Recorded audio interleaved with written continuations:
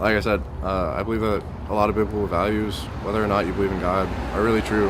They talk about loving your neighbor as yourself, about being kind to one another, but also remaining firm on what you believe. You know, you can believe something different than somebody else, but still be kind to them because they're still a human being, and God has some value out of their life.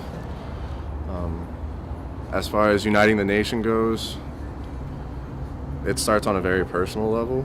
I know that there are a lot of people who get together and form groups and then they go out and do hateful things because they doesn't agree with what they think. But each one of those people is an individual. Each one of them is there making a decision, and if each one of them just decided to not go and destroy stuff or to not go and be hateful towards someone, I think it would do a lot for our nation.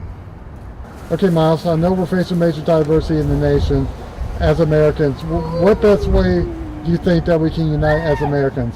Love one another, no matter what race, what color you are. We're a land of multiple people. All you gotta do is love and care for each other, and we'll make it through anything. Land of second choices. Just be kind. Ray, I know you were just telling me just a second ago. Do you want to explain to viewers about what you just told me? Yes, I said I believe the best way to move on is to simply unite behind the new president. You'll have another chance in 4 years to vote him out if you're not happy. But exactly what people who didn't vote for President Obama did the last 2 elections.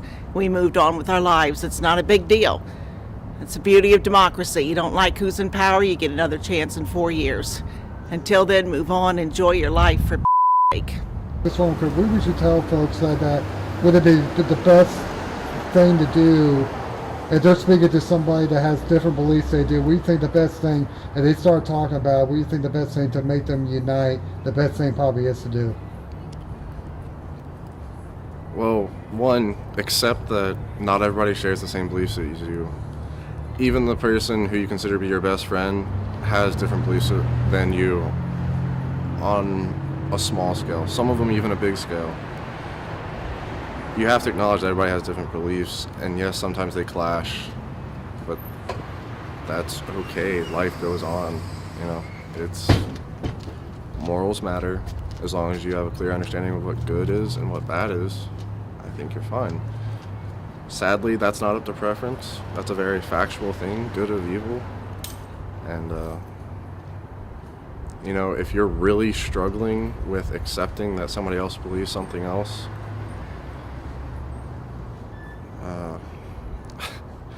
honestly, I would say be quiet and think about it a little bit before you really say anything, because you don't want to be foolish and just act on a whim.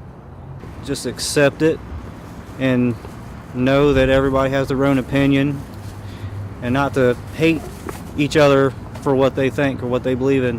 Do you think President Obama has divided the nation more? I think he has made trouble somewhat worse between the races, blacks and whites. I do believe it was getting a lot better.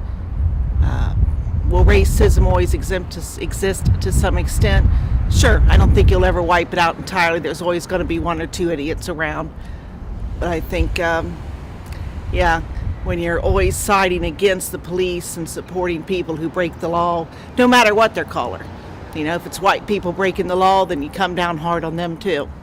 There's no excuse for it. Obey the law. It's that simple. LTPA.